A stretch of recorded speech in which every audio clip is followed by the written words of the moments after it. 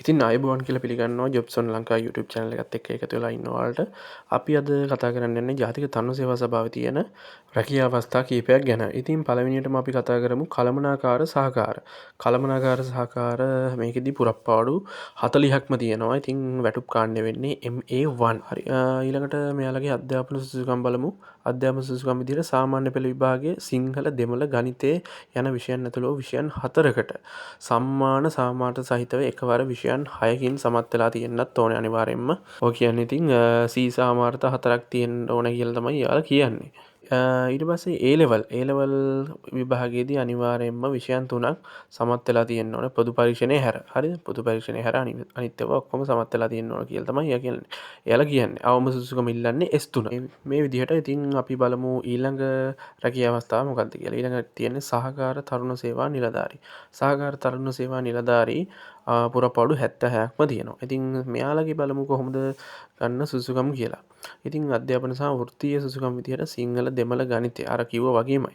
ඉතින් විෂයන් 4කට සම්මාන සාමාර්ථ සහිතව එකවර විෂයන් 6කින් සමත් වෙලා තියෙන්නත් ඕනේ. ඊට පස්සේ A-level විභාගයේදී අනිවාර්යයෙන්ම විෂයන් 3ක් සමත් වෙලා තියෙන්නත් ඕනේ. අවම සුදුසුකම වෙන්නේ ඉතින් S3 S3න් ඉහළ ඕන කෙනෙක්ට තමන්ගේ රිසල්ට් එක තියෙනවා නම් අනිවාර්යයෙන්ම මේක දාන්න පුළුවන්. අවම සුදුසුකම වෙන්නේ සාමාන්‍ය සාමර්ථ තුනක් තිබ්බනම් ඇති කියලා තමයි මෙයාලා කියන්නේ. ඊට පස්සේ බලමු ඊළඟ හරි. ඉතින් මේ ජොබ් එකට ඇප්ලයි කරන්න ඉතින් වයස සීමාව තියෙන්න බෑ. වයස සීමාව වෙන්නේ 18ට නොඅඩු වයස අවුරුදු 45ට නොවැඩි අයට විතරයි. ඊට පස්සේ වැටුප් හා දීමනා විදිහට මූලිකවම 46220ත් 83390ත් අතර මුදල් ප්‍රමාණයක් ඔබට මාසික වැටුප විදිහට ලැබෙනවා. ඉතින් මෙම රැකියාව ස්ථිරයි.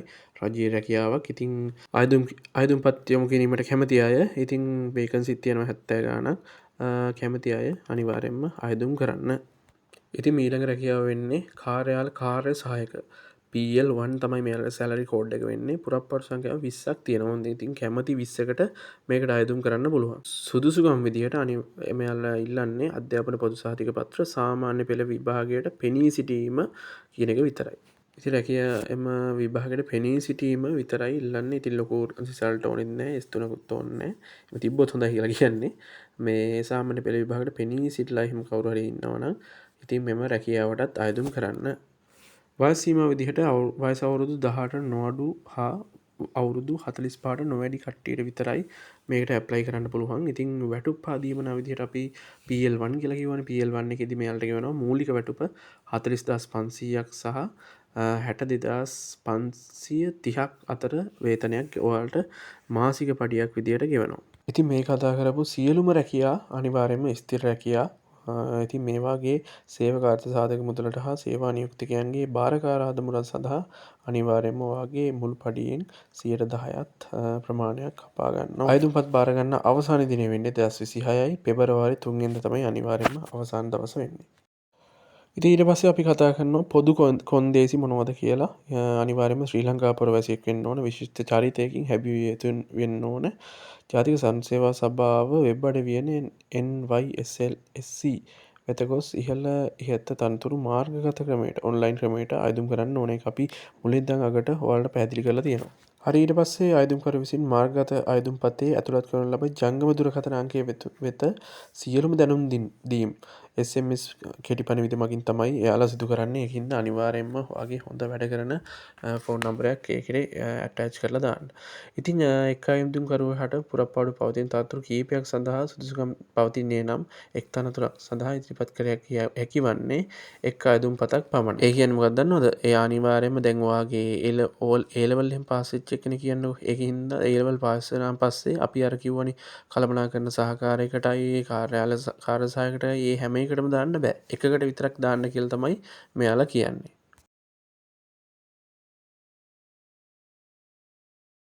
හරි. අර විදිහට වෙන්නේ මාර්ගගත ඔන්ලයින් තමයි අරක මේ ඇප්ලිකේෂන් එක දාන්න ඕන. ඉතින් ඇප්ලිකේෂන් එක ඔන්ලයින් ෆිල් කරලා ඒක අන්තිමට ඩවුන්ලෝඩ් කරලා මුද්‍රිත පිටපතක් ඔයා ළඟ තියාගන්න කියලා මෙයාලා කියනවා. ඉතින් බොරු දේවල් බොරු ඉන්ෆර්මේෂන් බොරු රිසල්ට් වගේ දේවල් දෙන්න එපා කියලාත් මෙයාලා තරයේ අවවාද කරලා තියෙනවා. ඉතින් මුල ඉඳලම හරියට ඒක ෆිල් කරන්න ඊට පස්සේ අය එඩිට් කරලා අය රිසල්ට් මොනවා හරි එඩිට් කරලා එහෙම ඒව කරන්න එහෙම වෙනස් කරන්න බෑ කියලා තමයි යාලා තරෙත් අවවාද කරන්නේ. ඉතින් අපි මේකේ අන්තිමටම දාලා තියෙන වීඩියෝ එකක්. ඒ වීඩියෝ එකේ විදිහට පැහැදිලිව නිරවද්දතාවයෙන් යුතුව තියෙන ඉන්ෆර්මේෂන් ටික ඔයාලා ඇතුළත් කරන්න ඕන. අනිත් විශේෂම කාරණය තමයි ලංකාවේ ඕන ප්‍රදේශයක සේවය කිරීමට හැකිවෙන්නත් ඕන. මොකද ඔයාලා දැන් මේම රැකියාවට අයදුම් කරලා මෙම රැකියාවට අනුයුක්ත කරාට පස්සේ පත්තිම දුන්නට පස්සේ අනිවාර්යෙන් ලංකාවේ ඕන තැනකට ඇටච් කරොත් ඒ පැත්තේ වැඩ කරන්න පුළුවන් වෙන්නත් ඕනේ.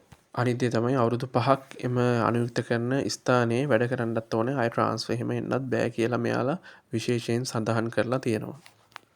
ඉන් අනතුරුව දැන් අවසාන අදියර වෙන්නේ ඇප්ලිකේෂන් දාන කට්ටියට කතා කරයි මේ ඇප්ලිකේෂන් එක සොෆ්ට් කොපි එකක් එක්ක අරගෙන යන්න. ඔයාලගේ විභාග ලියපු අර සාමාන්‍ය පෙළ උසස් පෙළ ඒ වගේ රිසල්ට් ෂීට් එක ඔක්කොම ඔයාලගේ අනිත් ක්වොලිෆිකේෂන් එහෙමයි ඒ ඔක්කොම අරන් යන්න. ඉතින් අරන් ගිහිල්ලා ඉන්ටර්විව් එකට මුහුණ දීලා ඉන්ටර්විව් එකෙන් තෝරගන්න ඕනේ කීප දෙනෙක්. ඊට පස්සේ ඉන්ටර්විව් එකෙන් අයවලට තියෙනවා එක්සෑම් එකක්. ඒ එක්සෑම් එකට ෆේස් කරලා ඒ එක්සෑම් එකෙන් පාස් වෙන අයට තමයි මෙම රැකියාවට අනුයුක්ත කරන්නේ. ඉතින් මේ විදිහට තමයි ජාතික තරුණ සේවා සභාවේ රැකියා ලැයිස්තුවට ඇප්ලයි වෙන්නේ. ඉතින් පළවෙනියටම ගිහිල්ලා බලමු මම ඔයාලට දාලා ඇති ලින්ක් එකක්.